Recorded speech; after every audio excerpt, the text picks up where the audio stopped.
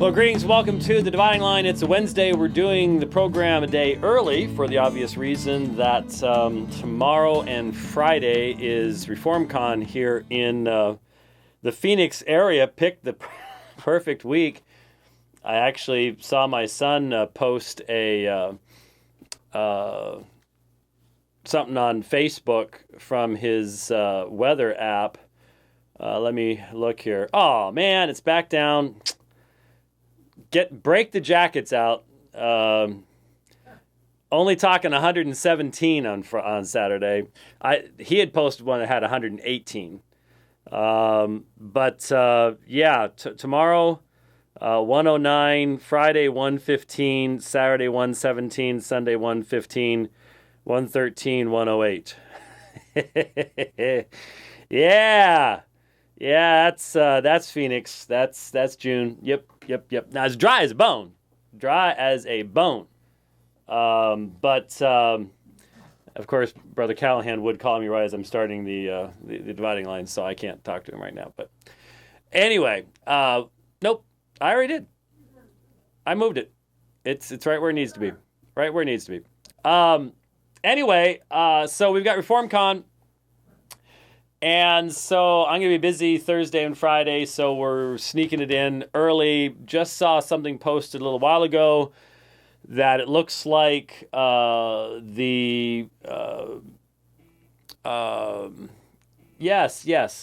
cease, desist. Thank you. Why are you still doing that? You know, I thought when you hit the button, it's supposed to stop shaking, but it's just buzzing away there. Finally stopped. And then I put it down, buzzed again, just sort of like I can do this all I want. They have a mind of their own. They're a little bit scary, these voluntary digital devices that undoubtedly will become part of the New World Order or something. I don't know. The live stream is going to be made available to everybody for free. So all I saw was Jeff said, we've found a way to make this work. And I don't know what it is. Didn't have a chance to look at it. So what? You know, I said that before too. We found a way to make it work. It didn't really work out too well, did it? I would imagine he's sort of busy right now with all this stuff going on. We've got folks flying in from all over the place. And hit the button twice to totally silence your iPhone. Okay. All right. Well, I only hit it once. I've got one of those apps that tells me who's calling and stuff, and I think it messes stuff up. But anyway, so that's why we're doing the program early today. I want to get into some Muslim apologetics today. I listened this morning. I'm going to go ahead and do it this way, because I was going to write something out, and writing takes a long time. Unless you use emojis to translate the King James Bible. Did you see that? Oh, yeah. Yep. There is a new King James emoji Bible. Yep. I think I saw it either this morning or yesterday morning. It started this morning. Al Mohler tweeted something about, "Dear millennials, no, not emojis. There are some, no. So, obviously, Dr. Mohler's, in the same camp that I am. I'm a terrible, horrible, nasty old man, and I'm out of touch because I sort of sit back and go, emojis, huh? Most studies are now saying that millennials, on average, do not read a single book per year. And now you have an emoji Bible. There's this thing about growing up. There's this scary, very scary. Huh? The selfie Bible? I don't know. Okay, I'm about to ban someone from Twitter. Need a bit of powder on your head. Oh, yeah, like I'm going to do that. Like, I don't care, Jonathan. Yes, anyway, he gets shiny, but he... Yeah, anyhow, hey, we can just turn these things off. We did it for years and years, and if people want me to start wearing makeup and stuff like that, we can turn it off and do something else. Trust me. I mean, I'm 99.9% serious about that. I don't have the foggiest interest in worrying about dressing up or putting on makeup or anything else like that. Just not going to happen, not in this life. Anyway, that distracted me from something else that was actually interesting. And now I've lost it. It's gone. This morning I listened to, I think I linked this. In fact, I'm pretty sure I did. Either on Twitter or Facebook or both. I don't remember. Jonathan McClatchy has been doing this webinar stuff on Saturdays. They had asked me to do something, I think back in March or something. I wasn't able to do it. I've actually got an email from him that I need to respond to about maybe something in November. It's just really hard for me to schedule stuff that far down the road. Anyway,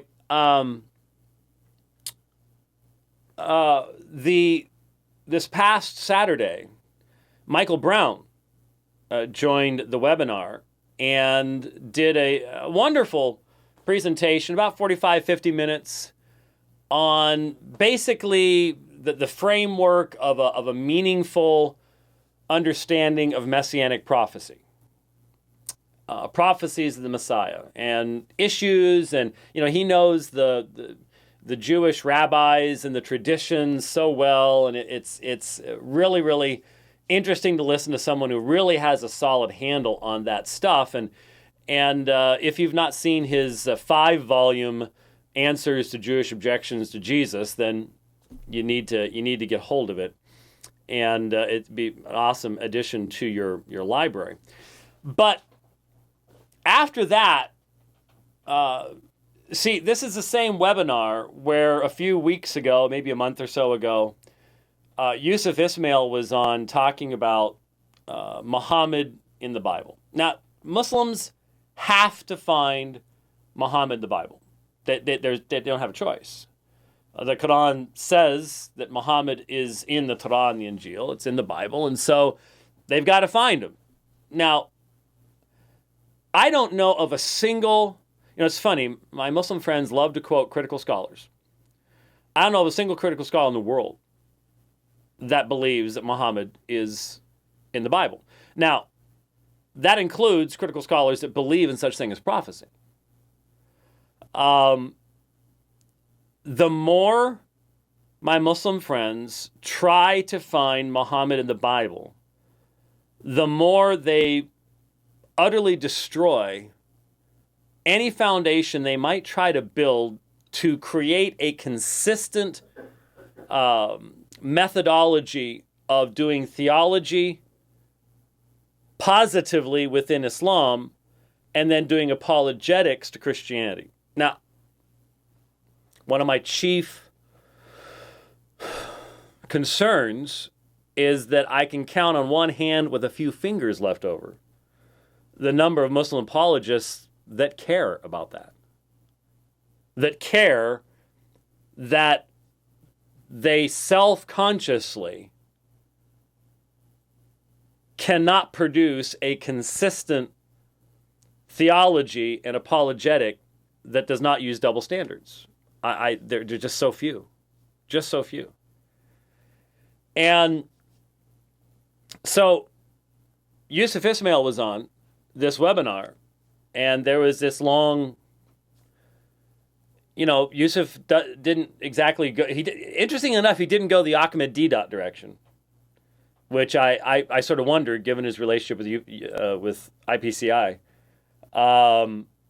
exactly what that means. But anyway, the big thing recently has been Isaiah 42. In fact, I even bought a little Kindle book recently and recorded it. I'm so thankful, by the way, for those of you who do recordings off your Kindle, like I've taught people how to do.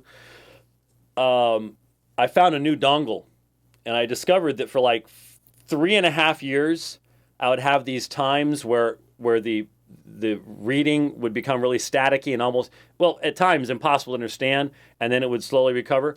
Had nothing to do with my Kindle or my computer. It was the dongle. And I ordered a new one, and sound quality, everything, 1,000% improved. No more of those problems. Get a decent dongle. Don't get the super cheap little ones. Get one with like some volume controls on it. Something that has some substance to it. It really helps. But I recorded this book from a Muslim scholar, and it's all on how there's absolutely no question. I can guarantee you Yusuf Ismail's read this book. No question that Isaiah 42 is about Muhammad. And listening to this stuff just, I'm just going to be perfectly honest with everybody. It fundamentally convinces me of the bankruptcy of Islamic apologetics as a whole, that people would be willing to go this far. At least, I know one Muslim, I'm not going to name him just because I don't want to get him in trouble, but I know one Muslim that says, hey, the Qur'an says it, so I believe it, but it doesn't tell me where. It doesn't tell me what text, so I'm not wedded to any one of them. And I can just honestly say, I don't know which ones specifically refer. Now, I've got a problem with that because it seems to me that this is such a central issue for Muhammad in the Quran that we do know, there's really no question about the fact that we do know the state of the text in the days of Muhammad. And so if Muhammad's idea was, hey, it's right here, it's right in your scriptures, here I am, then we should be able to find that today. The fact of the matter is we cannot. The abuse of John 14 and 16, and it is an abuse of John 14 and 16, Deuteronomy 18, Isaiah 42, just really is a major, major problem for the Muslim who really wants to be consistent in the defense of his faith. Unfortunately, a lot of Muslims are not concerned about that. Anyway, so Michael gives his presentation, and Sam Shamoon comes on and asks some questions, and some other people come on, and then Yusuf Ismail comes on. Now, it was fascinating to listen to the exchange, the sort of mini debate between Yusuf Ismail and Michael Brown. Now, obviously, I know Yusuf a whole lot better than Michael does. But it is interesting to listen to two men that you know pretty well. Obviously, I know Michael far better than I know Yusuf. Engaging. And, Michael and I have our different strengths. And Messianic prophecy is in his wheelhouse. I mean, I wouldn't go there. That's not I read Michael's books for that. So this is right down his alley. And there were a couple times where you could just tell, Michael is a really nice guy, and he keeps going. He keeps going. Well, I want to be respectful here. I don't want to express disdain here, but the questions you're asking are just inane. I mean, he's really struggling to not say, Yusuf, you've got to be kidding me. What do you not hear what you're saying? Which all of us who've dealt with Yusuf Ismail want to say that repeatedly, over and over again. I mean, remember when I played Daniel Wallace's rather strong, thorough refutation of Yusuf Ismail's comments from our debate in the mosque in Durban? That has not impacted Yusuf Ismail. He's still repeating the same stuff and still thinks he's right. So the author of the book, I corrected him. Then the author of the book he was quoting corrected him. But what do they know? Yusuf doesn't even read Greek. And yet, so we've all had the really strong temptation at times to go, seriously? Wow. Anyway, at one point, though, I just started to lose it a little bit. Because Yusuf tends to just wander all over the landscape when it comes to topics. And you refute him on one thing and he just moves off to something else like you never even mentioned it. And next time you debate him, he'll bring up the exact same thing you refuted him on the last time, which is very troubling. It really is when you think about it. Well, here came this standard Muslim objection. Now, we all need to be prepared for this. And I don't have it queued up right now. I'm just going off what I listened to this morning. All of us need to be ready for this because it is a standard Muslim objection. And that is, well, but Jesus said in Matthew chapter 10, I'm only sent to the lost sheep of the house of Israel. Now, everyone listening to this program, how many times over the past 10 years in listening to Muslim after Muslim after Muslim, have we just sat back and said, well, wait a minute. Wait. How can you honestly and fairly quote Matthew chapter 10 and come to the conclusion that it was Matthew's intention to actually communicate to you the idea that from Matthew's viewpoint, Jesus was only the Messiah for the Jews? Given that, not only are there all sorts of other indications in the same sections of Matthew about the gospel going to the Gentiles, but the end of the book specifically has Jesus sending his disciples into all the world. It is dishonest if you know that Matthew 28's there. Now, I understand that there are some Muslims that will, they'll read something on the net and go, and I heard there's some question about the originality of the end of Matthew. Now, none of them ever check it out. There is no doubt about the originality of the end of Matthew. There is, I might as well just simply say, well, there is doubt about the originality of Surah 112, Surah Al-Ikhlas. We don't know that Muhammad ever actually quoted that. I mean, it's just really easy to make up this stuff and just go to the skeptical thing and say, well, we don't have a video of him actually giving it originally. I mean, you can go into hyper-skepticism all you want, but the fact of the matter is, there is not a shred of anything but pure theory based upon theological speculation about Matthew 28 not being a part of the original Gospel of Matthew. Nothing. It's pure speculation intended to defend whatever heresy someone doesn't like what's in Matthew 28 to talk about. So here's Yusuf. Now, Yusuf is not an ignorant Muslim. I mean, most Christians are ignorant about Islam, and most Muslims are ignorant about Christianity. Okay? That's just a fact. Our communities don't do real well in talking to one another. And let me make a simple statement here that Yahya Snow undoubtedly will rip out of context and turn into a video, because that's what he does. That's all he does. I don't, off the top of my head, I can't remember a time when Yahya has actually made one of these videos that was actually dealing with the substance of what I was saying.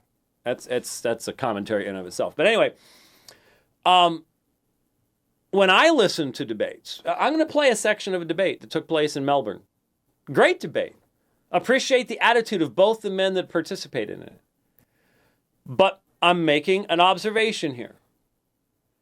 It seems to me that your best Christian debaters show significantly more concern about having in-depth and accurate knowledge of Islam than your best Muslim debaters show of having an accurate and in-depth knowledge of Christianity. I stand by that as an observation. And I think it's absolutely true. It's absolutely true. I think we'll see that, like I said, in this debate here in a moment. Anyway, Yusuf Ismail is not an ignorant Muslim. He's not your standard Muslim. He engages in dawah. This is what he does. He reads lots and lots of books. He communicates with Shabir Ali, and they share a lot of stuff together and all the rest of this kind of stuff. So how many times has Yusuf Ismail been corrected in this abusive misrepresentation of the New Testament, and specifically the Gospel of Matthew? Over and over and over again.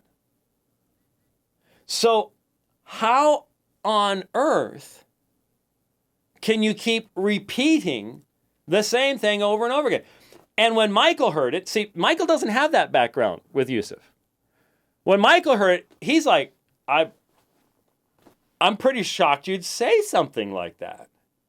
Because every Muslim needs to understand the chronological order in which things are found in the Qur'an, because of abrogation and stuff like that.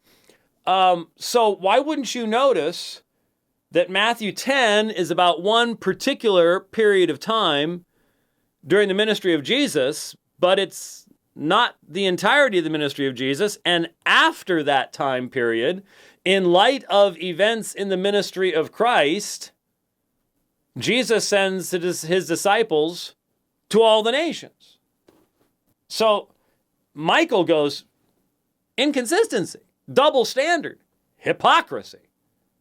And he's right. He's smack dab right. And we have pointed this out over and over and over and over and over again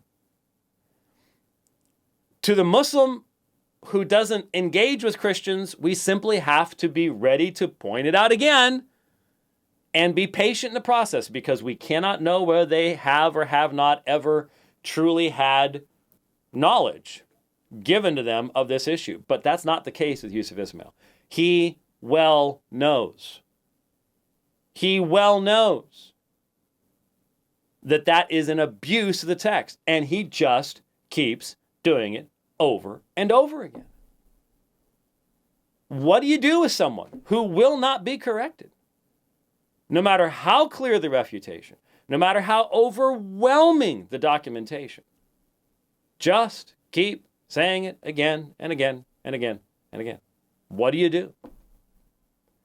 And when Michael dismantled his argument, and he did, I mean, it was a thorough, logical, complete refutation. There was no recovering from it.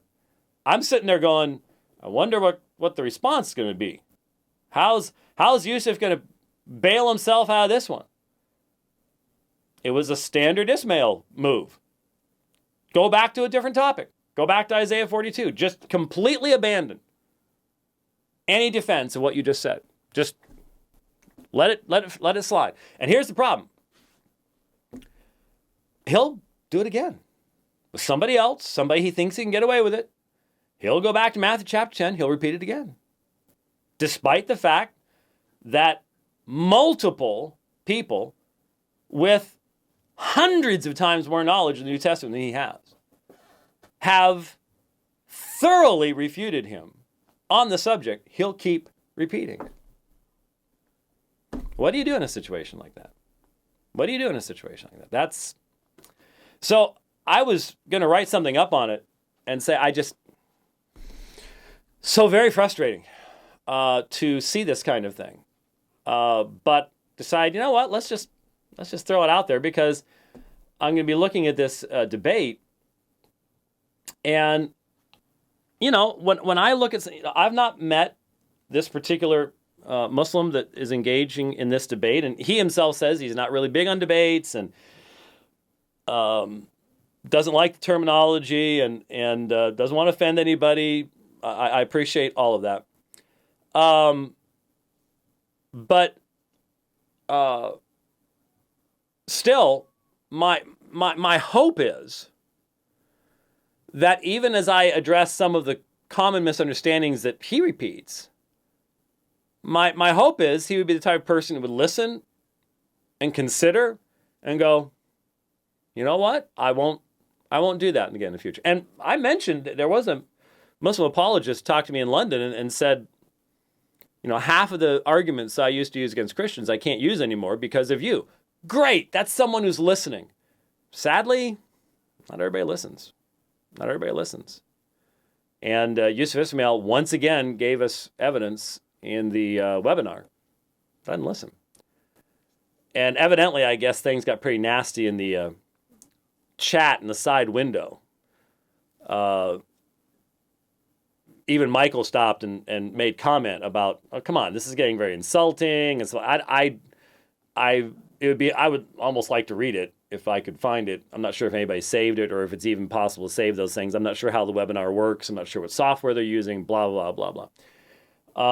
But a couple of times, Michael actually did respond to Yusuf, who was texting things. And so I'm sure he was involved in whatever the encounter going on was. That'd be extremely distracting. I mean, I've sort of gotten used to sort of glancing over, seeing Twitter, seeing the channel, stuff like that. But I don't watch the YouTube chat that goes on with the YouTube channel. I don't. Yeah, you do that. I don't find it interesting. Anyway, well, I still don't even have it up. I'm not even sure that it would work overly well on this side. Too many things to be looking at. If you think I'm distracted now, look what happened there. Okay, do you have the video here? We're just gonna sort of skip around a little bit and make some comments. But like I said on Facebook or Twitter, one of the two, I said this was an excellent presentation by the Christian side, the professor from Melbourne, who I do not know and have not met, and maybe someday I will, because he teaches Arabic. He's an obviously very sharp guy. But what we need to recognize is he's responding to what would probably be the majority view of Muslims, and that is the Quran has never been changed, that it is word for word identical. Now, Yusuf Ismail has admitted that's not the case. Adnan Rashid had to admit that was not the case in our debate in London. And he did again. I was thinking about the first debate in London, and then he did again a few weeks ago. That doesn't change the meaning. There's just a few little things like here, that, and there. Okay. So the thesis was, has the Quran been changed? We Christians have to be extremely careful how we answer that question. I realize the other side, 99% of the time, is not going to care whether we're being accurate or not. You should do this because it is relevant to your God. It is relevant to your service to Christ. It is relevant to being consistent and seeking to be his servant. You shouldn't do it because of numbers or how often you get treated in the same way or things like that. If you fall into that trap, you're going to be in trouble. I realize that what I'm saying is going to put you at a disadvantage in many conversations. And there are people who would say, "Nat, just don't even bother. Just go ahead and go for it. Use a double standard." I can't tell you to do that. It's not an option for a Christian. It just isn't an option. But the reality is that when we say, has the Quran been changed? If we ask the question, has the New Testament been changed? We have to define our terms. Are there textual variants in the manuscripts of both the New Testament and the Quran? Of course, there are in every handwritten document ever produced by mankind. Especially any document that has been widely copied by hand over a period, especially of literally centuries. No document ever made does not have those variations. Now, are there Christians that are ignorant of that? Of course there are. Are there Muslims that are ignorant? more evidently than Christians. And at the beginning here, you're going to see some claims from Muslims, modern Muslims, that the only parallel I can come up with for these claims are the King James only guys. They are that disconnected from the reality of the history of the text of the Quran. So I would have to make it the lower level of Islamic dawah is what is being addressed here, which unfortunately represents the majority viewpoint of the Muslim people, which would mean that there's a whole lot of education needs to go on to have a proper and accurate understanding of these facts, these issues. All right? So let's jump in here. I keep talking about it, and we're halfway through the program. And Qur'an and its transmission. And let's be clear about what the focus of this is. It's the claim that the words that come from the lips of Muhammad from 610 to 632 AD are exactly identical with the words that is found in the Qur'ans that we have today. What we're not talking about is English translations of the Qur'an. There's about 106 of those, but we're only focusing on the Arabic. So you're going to learn some. Well, that's interesting. 106 English translations of the Quran. How many times do you have Muslims who will say, well, you got the NIV and you got the New American Standard. Which one's the right one? You have 106 English translations of the Quran. Which one's the right one? Well, the Quran only exists in Arabic. Okay, then we need to look at the English and at the Greek and the Hebrew, right? Got to have the same standards, got to have the same arguments, so on and so on. It's about 106. That's interesting. Tonight from me. One of my other jobs is I teach Arabic. Many Muslims make incredible claims about the Qur'an. This is one from the Turkish billionaire, Fethullah Gulen. He says, the Qur'an's text is entirely reliable. It's not been altered, edited or tampered with since it was revealed. All Muslims know only one Qur'an, perfectly preserved in all its original words. American writer Suzanne Hanif says, the Holy Qur'an is the only revealed scripture in the history of mankind that has been preserved from the present to the present time in its exact original form. Jamaluddin Zarabozo says, you can travel to any part of the world and pick up a copy of the Qur'an and you'll find it the same throughout the world. Abdullah Yusuf Ali, a famous translator of the Qur'an, says, the Arabic text we have today... Now this is interesting. Because, of course, Yusuf Ali, his translation is the most popular English translation, not because it has won that position by strength of translation or text or things like that, but primarily because it's been promoted by the Saudi government. So you get enough money behind something. That's sort of how it works. But I'm pretty certain that I have read notes from Yusuf Ali that discuss textual variants. So this is strange to me. But, here's the quote. Identical to the text that was revealed to the Prophet. Not even a single letter has yielded to corruption. This book that comes out of Abu Dhabi and available in bookshops around Australia says the Quran has remained unchanged. Even to a dot has not changed. No variation of the text can be found. Now, he's giving a lot of examples here.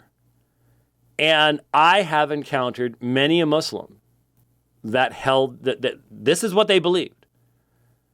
Obviously, it's not because they had researched it themselves, but this is what they had been taught. This is what they had read. They're trusting these sources. And they really believe that the Quran as it exists today, not even now, and the problem is, there were no dots originally. So when it's to not, even to a dot, the dots were inserted a century later. The diacriticals are a later addition to the text. So that doesn't even make any sense. But there are variations in Razm, in the actual consonantal text in the Quran. There isn't any question about this. We have the manuscripts. We don't have the wealth of textual critical material that we have for the New Testament, for the Qur'an, by any stretch of the imagination. But we have sufficient manuscripts to demonstrate the variations that existed. And the early tafsir literature, the early commentary literature on the Qur'an is filled with references to textual variants. Well, filled with. They weren't embarrassed to talk about it. It was a known fact, and it wasn't considered to be a huge admission or something to talk about these things. And so it's not even a questionable thing. I can put the thing, he's going to do the same thing, but put the stuff up on the screen. Here it is. Here's where something's been written in, and here's where something's been taken out, and here's where this has been edited here. And it happened in written documents.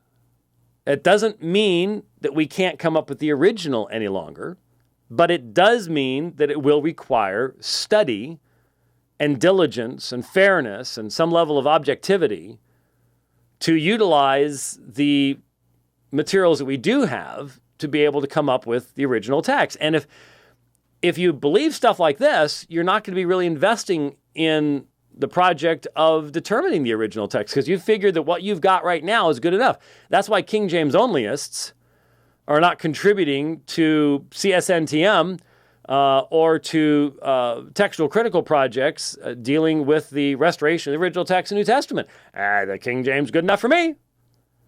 And if, the Uthmanic recension is good enough for me, is your attitude as a Muslim, well, there you go.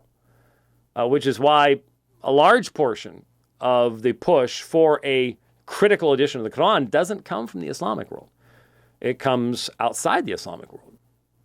And the reason for that is because this kind of a perspective is the majority view. Which means the majority of Muslims who have thought about this subject are deceived on the history of their own text. Now, are there Christians who are completely ignorant about the history of their text too? Yep, sure are.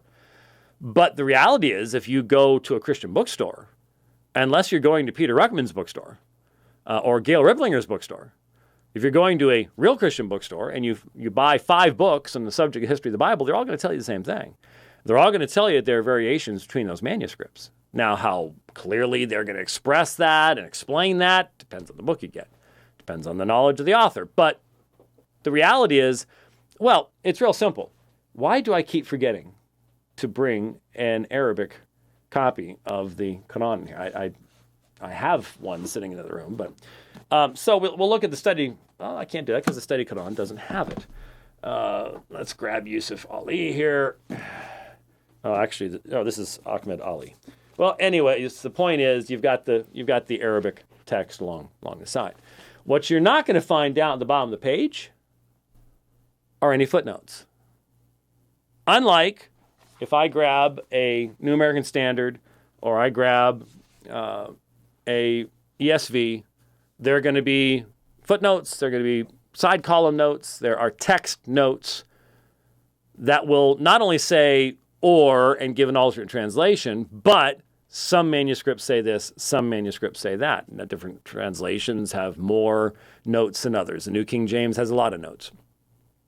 But the reality is that Christians are upfront about this, and we put right into our Bibles, here's where variants are. Is that an exhaustive list? No, it's not an exhaustive list. I'm working on this project. Everybody knows now I'm working on this textual critical project. Will be for years. And just in preparatory stuff, I mean, it's probably the next year is going to be almost all preparatory, just huge amounts of reading and stuff like that. But one of the things is also reading the primary manuscript I'm going to be focusing upon, becoming very intimately familiar with it. And I ran across something. I was chatting with. We've got some real geeks in our chat channel. We really do. We got one guy, Garrett, who took textual critical stuff from Wallace, and then we've got Alan Kirshner in there, Deo Valente, who's doing his PhD under one of the leading scholars in the field. And so I've got some guys in there that I can bounce stuff off of, and both of them have been very helpful in resources and bibliographies and all sorts of stuff like that. So we were chatting about something that I had just happened to run into while working with the text of the papyri.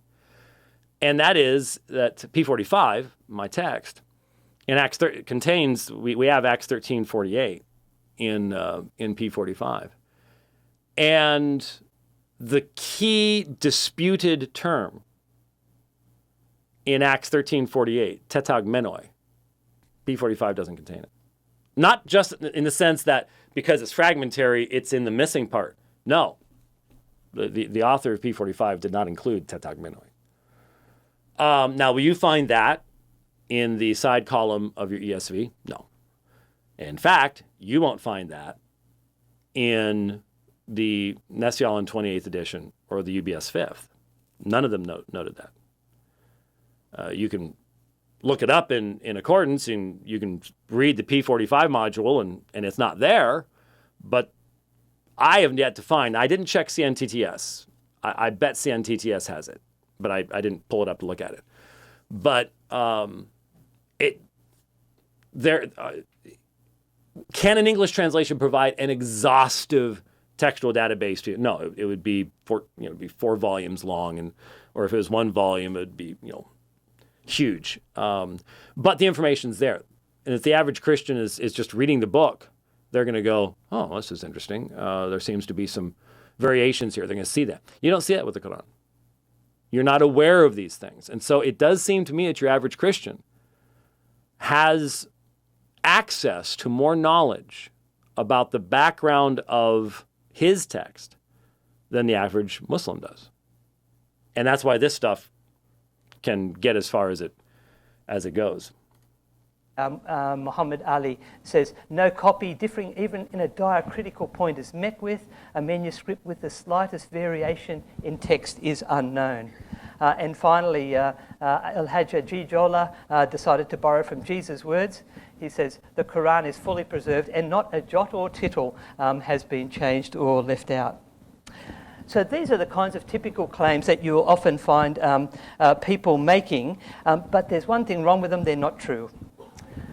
If you go to this bookshop in Jordan, which I've been to in Amman, you'll be able to see 24 different versions of the Arabic Qur'an. I'll put the English terms up there. You can order them online, and they'll be here within a couple of days. Or you could go to Lebanon. And again, there are 13 different Arabic versions. Is there something weird about a website called easyquranstore.com? I don't know. It's just, Easy Bible Store. I don't know. I guess it's all right. It's just, I don't know. It just struck me as rather strange. I don't know. That's what they call it, Joel Osteen's place. Yeah, I don't think Joel has Easy Bible. Yeah, I don't think they have any Qurans there yet. Give them time. The Qur'an that you can buy. These are not English translations, these are Arabic versions. But if you want to save yourself your airfare, you can just come to my table and have a look at my little collection of 17 versions that I've collected. As I've travelled and lived in Muslim countries, gone to Islamic bookshops and said, what versions of the Qur'an do you have?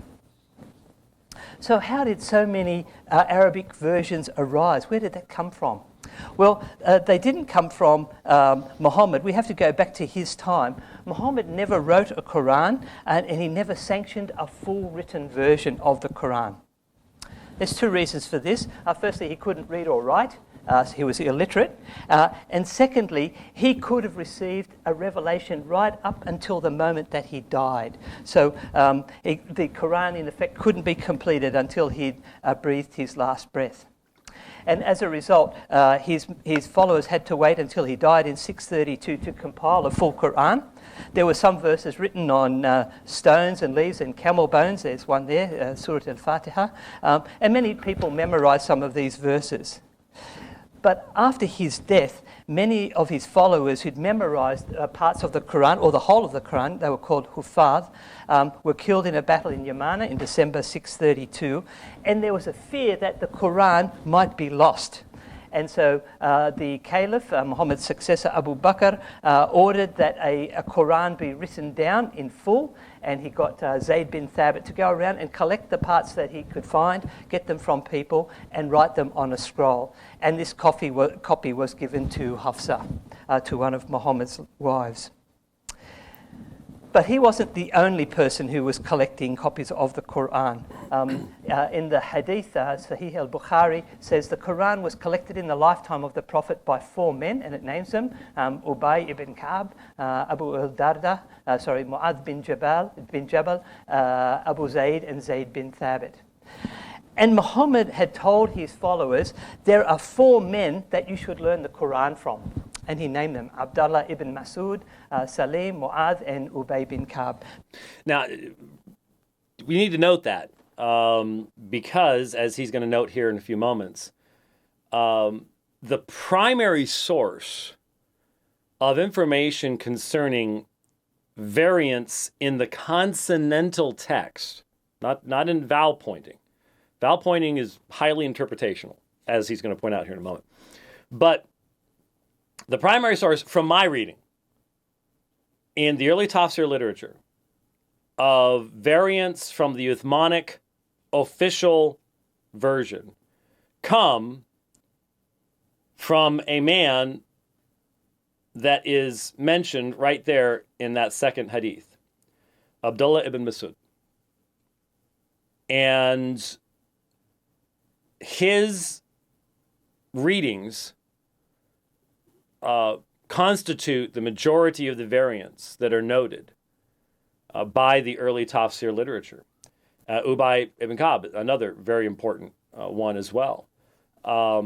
So very important to keep these things in mind when we're talking about a controlled text, and we're talking about a text that is controlled by governmental authority. You don't have a freely distributed text here. Then anyone who could control the text at a period of time, very important. Very, very important. One of the fundamental differences in how the New Testament and the Quran were transmitted. Free transmission versus controlled transmission.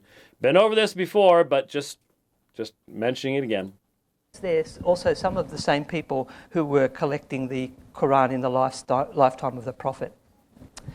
Now, you see, I mentioned something. I just happened now to look down at the channel, and Garrett the Geek confirmed for me that CNTTS lists tetragmenoi in brackets in P45. So there you go. I've got CNTTS, and I just, like I said, just didn't bring it up. That would be, as far as I know, that would be the only currently digitized textual resource that would probably contain that information. Because it's not in NA28. I'm 99% certain that it's not in, sorry about that. Get that out of the way. If you don't mind, I'm just going to look real quick here because now that I mentioned it, Acts 13:48, New Testament textual. I wish that link would work better than it does. Acts 13:48. And UBS 5, which does have a variant at Acts 13:48, does not include that information at all, which I would expect. If you weren't looking at, let's see, let's see here, CNTTS apparatus. There it is. And Acts 13:48. I'm sorry, I'm not giving it to you. It's the text is so small that that you wouldn't be able to see it honestly. But I'm just looking for tetragmenoi.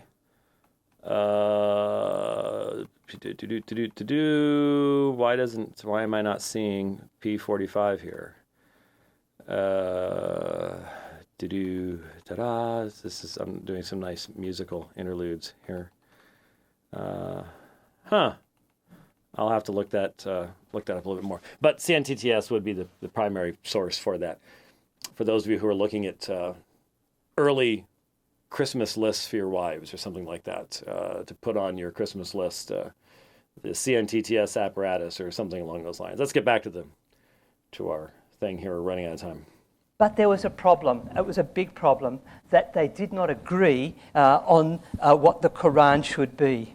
Abdullah ibn Masud would not accept the final two surahs or chapters of the Qur'an, and he wouldn't accept Al-Fatiha, the first chapter. He said that was just a prayer that Muhammad prayed. He said, do not mix up with the Qur'an that which is not in the Qur'an. These two surahs are not included in the Qur'an. So he, being one of the people that Muhammad had said, learn the Qur'an from this man, had a version which only had 111 surahs, whereas the current Qur'an has 114 surahs. One of the other men, or two of the other men, Abu Musa, one of the four recommended by Muhammad, included 2 extra surahs that are not in today's Qur'an. We still have copies of these, and if you read them, they read very much like Quranic chapters. They were called Surah al-Khala and Surah al-Hafs, also known as Surah al-Qanud. So that made his Qur'an had 116 chapters or surahs. Another man, Ubay ibn Ka'b, combined 2 of the chapters together, making 115 chapters. And so within 20 years of Muhammad's death, 4 major collections of the Qur'an were being accepted in different cities. And you can see them. These, again, some of the men that Muhammad said learned the Qur'an from these men. And they had differing numbers of chapters, things that they accepted, things that they included, things that they left out.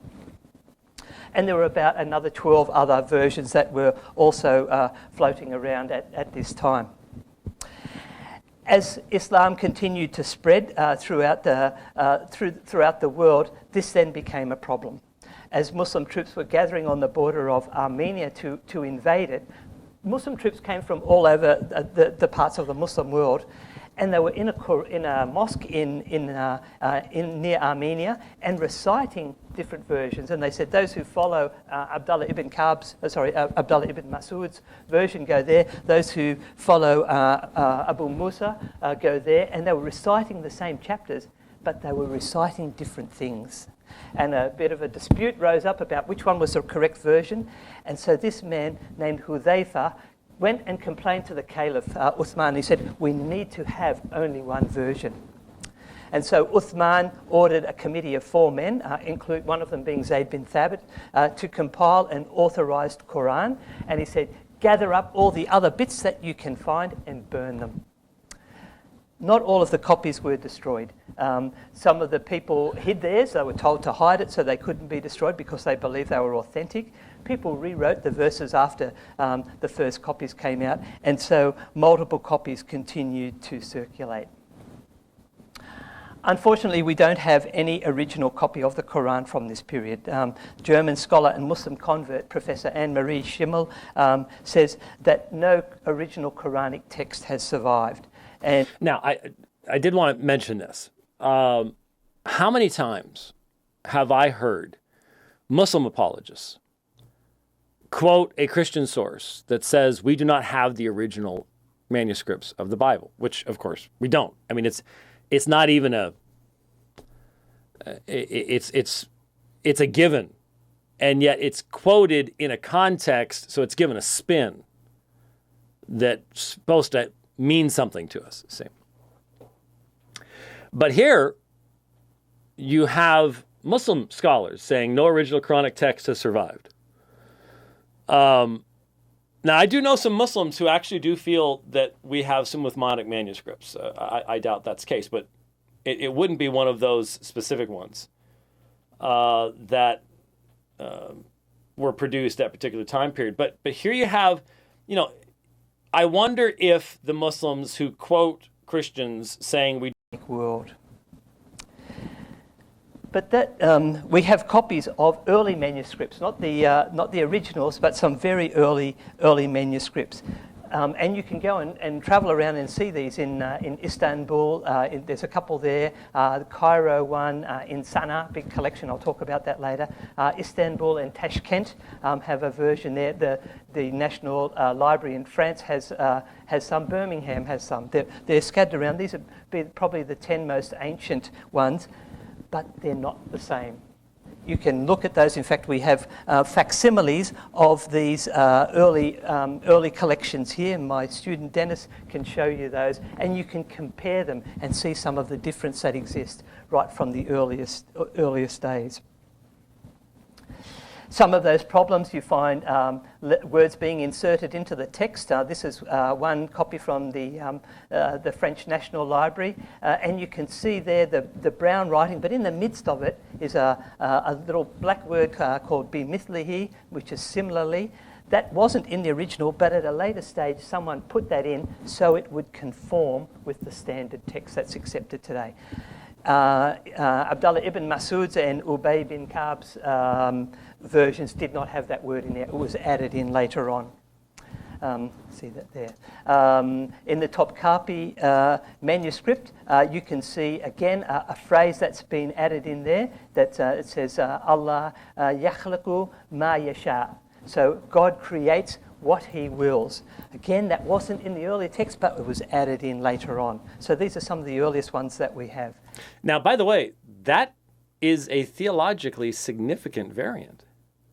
That's not just, it's all the same stuff. It doesn't really matter. You're just moving some words around, but it all has the same meaning. That's a theologically significant variant.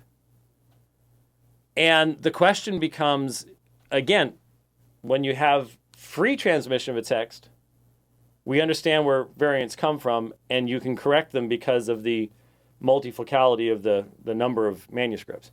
If you've got controlled manuscripts, then the question becomes much more, why is there a change here?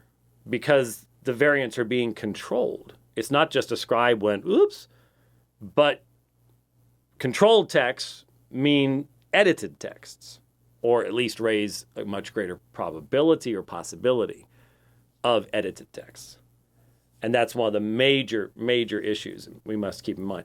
I wasn't going to play all this stuff. I wanted to get to the Muslims' comments and respond to some of the things he said. We'll keep it there. I just thought this was just such a well-done presentation.